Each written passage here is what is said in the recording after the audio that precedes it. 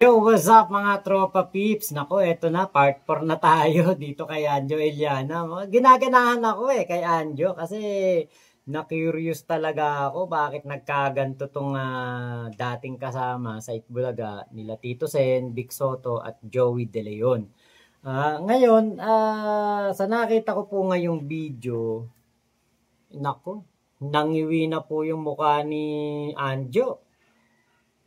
Kakabanat kay PBBM, mukhang siya po yung nagkakandang-iwi-ngiwi na ngayon. Ngayon, ito po yung kanyang request. Ito, panoorin muna natin. Panoorin muna natin. Ano yung iwi po ng bibig nyo, Mr. President?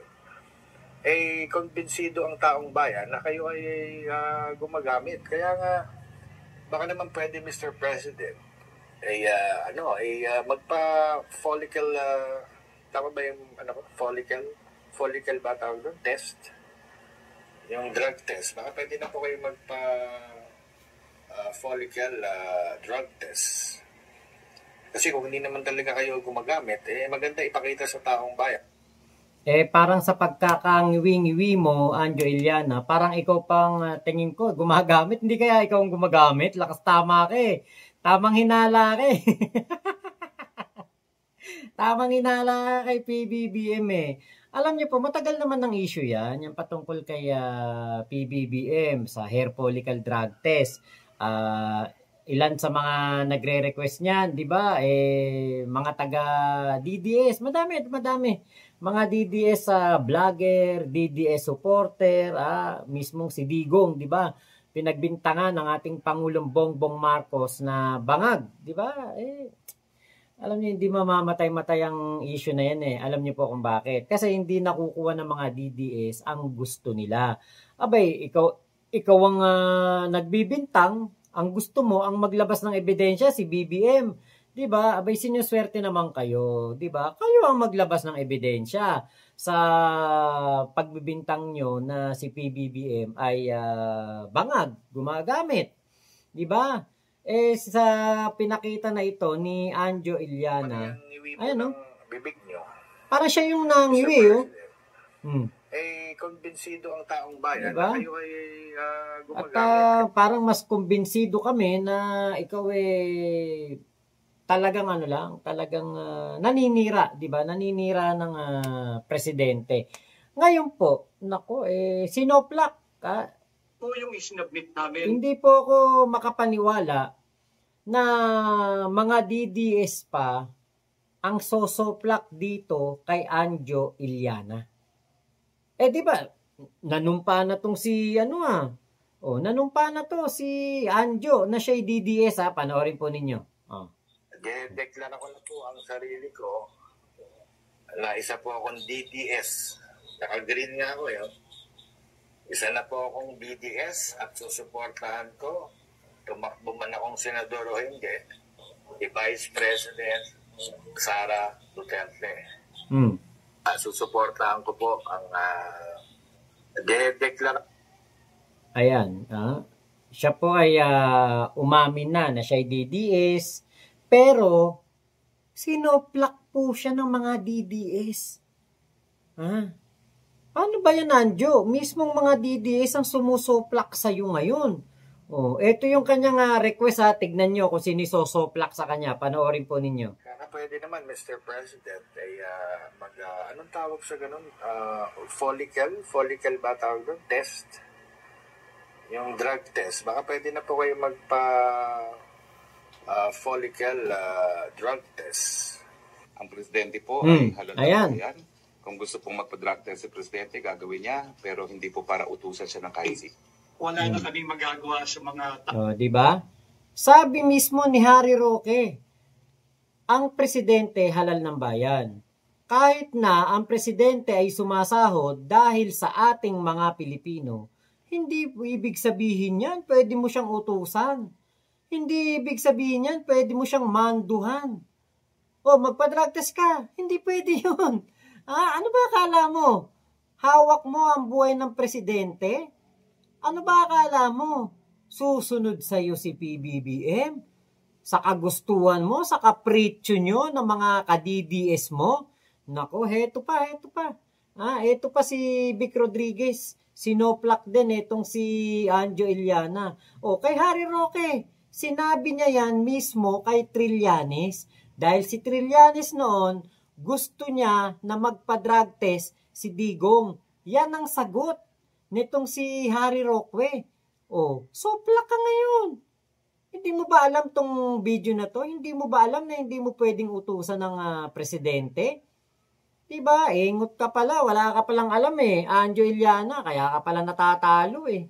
May talagang buod sa puso at wala rin ako magagawa na kahit anong paliwanag doon sa mga taong ayaw mapaliwanagan, hindi ko na rin maaaring ipaunawa sa mga taong sadyang ayaw umunawa. So kung ano po yung isinabmit namin sa PIDEA, kung ano yung aking ibinigay sa NBI, kung ano yung aming ibinigay sa opisina, sa tanggapan ng punong hepe ng Philippine National Police, yung drug result ni Bongbong Marcos, yan na lang ho ang aming paninindigan.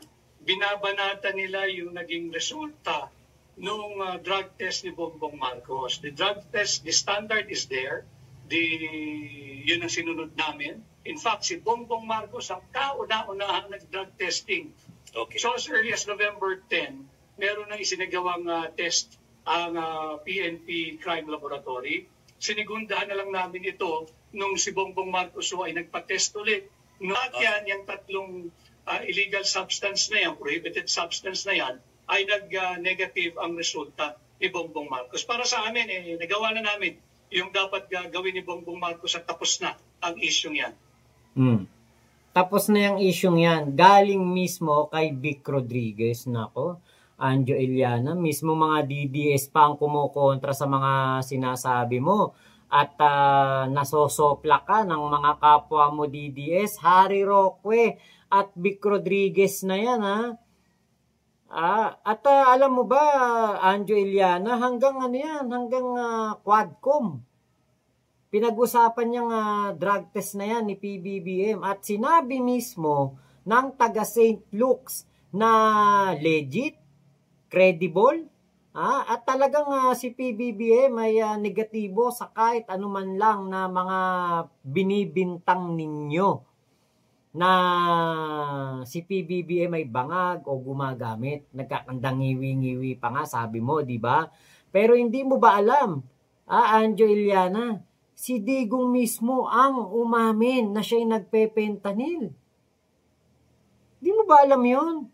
Kaya nga, nako, doon po sa, sa Dahig, abay sa halip po na si Digong ay sumama ang pakiramdam at siya po ay kumbaga bumagsak ang kanyang karamdaman, abay lalo pa pong naging masigla ayon na rin po sa kanyang mga kapamilya na dumadalaw sa kanya. Bakit? Kasi wala ng fentanyl.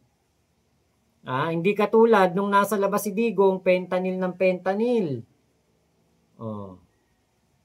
Diba? Kaya ikaw, Anjo Iliana, sana makinig ka sa mga kapwa mo DDS. Mga kapwa mo naman DDS ang makakapagpatunay ng mga ilan sa mga issue na binobrot up mo. Katulad niyan, gusto mong pa-drug test si PBBM, sinagot ka na ni Harry Roque at nitong si Vic Rodriguez, di ba? Kaya wala na. Ewan ko kung ano pa tong mga ibabanat ni Anjo Iliana ngayon. Nakita ko sa vlog ng ilang mga vlogger, nag-ceasefire na daw ito. At ano daw to, gusto na daw na kumbaga parang makipag-ayos kay Tito Sen. Baka nakuha na yung sahod. Alam nyo, meron pa ako isang papakita sa inyong video. May intindihan nyo po kung bakit nagkakaganyan ang isang Anjo Iliana. May intindihan ninyo. Ito po, panoorin ninyo to. Kung alam sana bayaran mo na yon. Bayaran mo na, niya yun, di ka nga nagsasabi kung kailan mo babayaran yung isang male personality na inutangan mo na. Alam ko yan, dahil ako naging tulay, kaya ka pinautang yan. Yun ang kunahin mong bayaran. Huwag mong tanungin yung tuition ng mga pinag-aaral dito, Sen. Wala kang pakialam doon. At saka nakakahiya itong ginagawa mo. Pagkatapos kang tulungan, ikaw igaganti mo sa mga tao na nagpala sa'yo. Tapos Maria Jose, ewan ko na lang kung may kakampi sa'yo dyan. Nagulat kasi ang talaga ang inahati. Nagulat talaga sa reaction niya. Yun ang reaction talaga na nagulat at bakit siya pa sa kanya. Meron pa siyang resibo. Yun daw na mayapang director na si Direk Bart De Leon. Umiiyak siya sa akin noon. Dahil inano nyo siya, binakbite nyo siya, pinagsasaksak nyo sa likod para maging mapalitan daw, para mawala bilang director, pati raw yung asawa. Ganon daw. Pinagkaisahan daw. Sos Mario Joseph, nakakaloka, no? Ay, nako, tama ka, Paolo Ubalde. Si Willie Revilla may inutangan niya. O, yan, diretso. O, niyo, nagsabi ka ba kay Willie kung kailan mo babalik? No, di ba? Maintindihan na natin kung bakit po nagkaganyan etong si Anjo Iliana, di ba? Kaya pala, etong si Anjo Iliana baon sa utang. Kaya pala ganyan na banat ng banat kay BBM. Nako, baka po kailangan niya ng pambayad utang. Kaya po, sumanib at sinunod ang script ng mga DDS.